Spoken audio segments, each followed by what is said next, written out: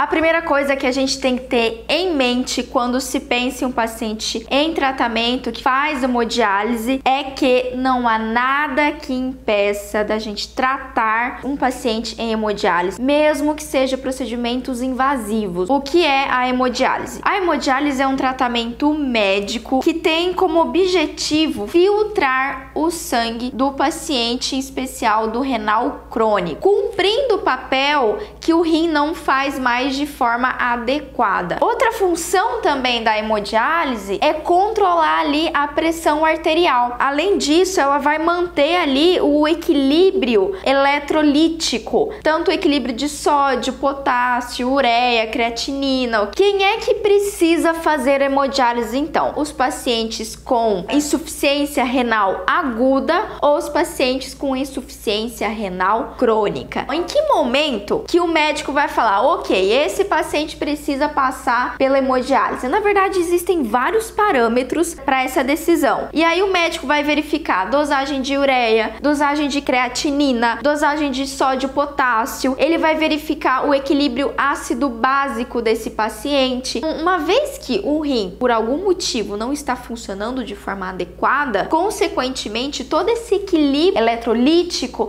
ele vai estar descompensado. E aí a gente vai ter alterações importantes nos exames de sangue. Além disso, o médico verifica também o quanto que esse paciente está urinando. Se ele não está urinando quase nada, né, o rim dele não está filtrando. Existe um exame de sangue, que é o clearance de creatinina e ureia, que verifica qual é a porcentagem do funcionamento do rim. Também outro parâmetro que os médicos vão utilizar. E também os médicos avaliam a anemia do paciente. Para fazer toda essa filtração, para o paciente passar pela máquina de diálise, ele precisa fazer uso de heparina. Se a gente não utilizar essa heparina, se o médico não prescrever isso, o sangue vai coagular dentro da máquina, basicamente. Então o paciente faz uso ali de uma dose importante durante o tratamento de hemodiálise. Posso fazer cirurgia? Posso fazer endo? Posso fazer uma extração odontológica no paciente que está fazendo hemodiálise? Não só pode, como deve. A única coisa que você vai ter que ter cuidado é preferir nos dias que ele não fez hemodiálise. Por quê? Apesar da heparina ser um anticoagulante que é rapidamente metabolizado, a gente não pode esquecer que é um paciente renal, né? E o renal vai demorar um pouquinho mais para metabolizar a heparina, então ela vai ficar ali na corrente sanguínea ainda um bom tempo. Por isso a sugestão é, pelo menos, tente marcar, agendar as pacientes nos intervalos das sessões de hemodiálise, e se não tiver jeito, se for um paciente que faz hemodiálise todo santo dia, você vai esperar um intervalo de 4 horas para atender esse paciente depois que ele finalizou a hemodiálise. Outra coisa que eu tenho que ter em mente é, vou fazer sim procedimento odontológico, mas eu vou ter um cuidado aí redobrado com as minhas técnicas hemostásicas. Quais são, Pamela, básicas e que fazem diferença? Uma bela sutura, ou uma cirurgia minimamente invasiva, colocar ali um hemospon, uma esponjinha hemostática dentro do alvéolo ou ali na região cirúrgica, fazer a crioterapia nas primeiras 48 horas. O segundo ponto importante sobre pacientes em hemodiálise é que o paciente renal crônico, na maior parte das vezes, é um paciente também hipertenso. Inclusive, a hipertensão é uma das patologias de base que levam à insuficiência renal crônica. É fundamental que todo paciente renal, você vai aferir a pressão arterial dele antes dos procedimentos odontológicos. E aí você tem que ter um pouquinho mais de cuidado no seu manejo específico para hipertensos. Lembra de uma coisa muito importante. O paciente tem ali no braço, geralmente, a fístula arteriovenosa. Quando você for aferir a pressão arterial, nunca, em hipótese alguma, afira no braço que tem a fístula. Afira no outro braço. Além da pressão arterial não ser exatamente precisa por causa dessa fístula, eu tenho o risco de danificar essa fístula. Imagina, né? O paciente tem que fazer outra cirurgia vascular, fazer outra fístula, aguardar 3 meses para iniciar a hemodiálise com essa fístula. Então isso é grave. Bom, o terceiro ponto fundamental é quanto à anemia. O paciente assim, o que acontece? A doença renal, ela causa uma inflamação que interfere aí na ação da eritropoetina e também vai interferir na absorção intestinal do ferro. Por isso é importante sempre verificar o hemograma desses esses pacientes. Se esse paciente estiver num quadro aí de anemia profunda, de que aí a gente considera um HB, uma hemoglobina menor que 6, aí ele tá contraindicado para os procedimentos odontológicos invasivos. Se for maior que 6, a gente pode fazer. Quais analgésicos anti-inflamatórios podemos prescrever? A gente tem que evitar, basicamente, medicamentos que sejam nefrotóxicos, e aí eu vou citar aqui para vocês 3: AAS,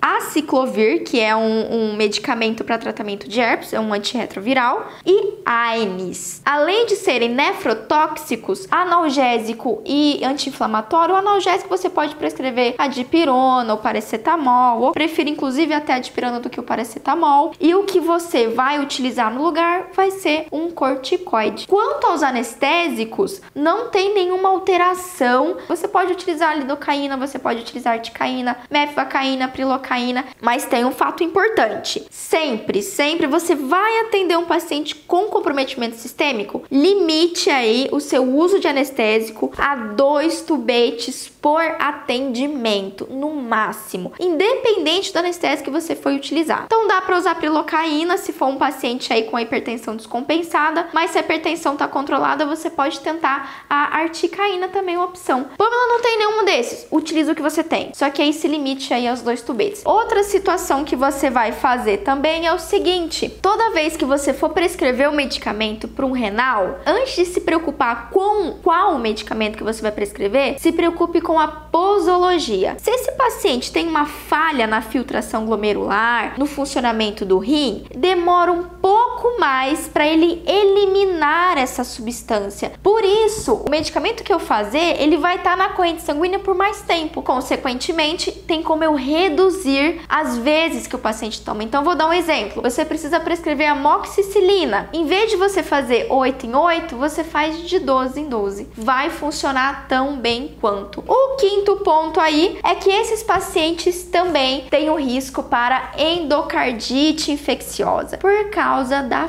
fístula arteriovenosa. Mas aqui a gente tem um impasse. Segundo a American Heart Association, pacientes com fístula arteriovenosa não são pacientes indicados para profilaxia antibiótica. Porém, existe aí sim indicação para antibiótico terapia ou inclusive para profilaxia antibiótica. Primeiro você tem que analisar se o seu paciente está com um quadro de anemia, porque se ele tiver e for uma anemia importante, pode ser que ele tenha uma dificuldade na cicatrização, pode ser que ele tenha uma veolite, pode ser que esse paciente tenha uma infecção na sua região cirúrgica, retarde ali o processo de cicatrização. E aí sim é indicado a gente fazer o uso do antibiótico. Além disso, se esse paciente, por exemplo, tiver um foco de infecção odontológica, um abscesso, tiver ali, por exemplo, uma doença periodontal agressiva e é um paciente no quadro de anemia, eu sim sugiro a vocês a pensarem na terapia antibiótica. Se ele tem alguma outra comorbidade que indique, como por exemplo a diabetes. Então é isso, Doc. Esse foi mais um vídeo sobre manejo odontológico. A gente se vê domingo que vem com mais uma dica de manejo para vocês.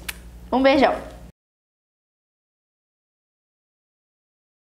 Cássio, eu fiquei com dúvidas sobre o ajuste de dose. Existe um cálculo para isso? Olha, a Ana Rafaela mandou ali pra gente uma tabela, tá, Cássio, pra te colocar ali. Eu nunca utilizei, eu tenho que utilizar essa tabela pra te falar, mas ela fez uma sugestão legal, que é uma tabela que você faz o cálculo de ajuste de dose. Assim, mais fácil, vocês sabem que eu gosto de descomplicar, né? Pra não ter dúvida aí de como que eu uso essa calculadora, então o que você precisa fazer é aumentar o intervalo entre as doses, tá certo? Por exemplo, vamos colocar na mente que, lembrar, é um paciente que o rim dele é mais lento, ou pode ser que o rim dele não esteja funcionando. Então o que vai acontecer? Esse órgão ele não vai conseguir ali metabolizar e filtrar toda a toxina e todo o resíduo do medicamento. Então esse medicamento ele vai ficar mais tempo na corrente sanguínea. Se ele vai ficar mais tempo na corrente sanguínea, a gente aumenta o intervalo da dose. Em vez de eu fazer de 8 em 8, eu faço de 12 em 12. Em vez de eu fazer de 6 em 6, eu faço aí de 8 em 8.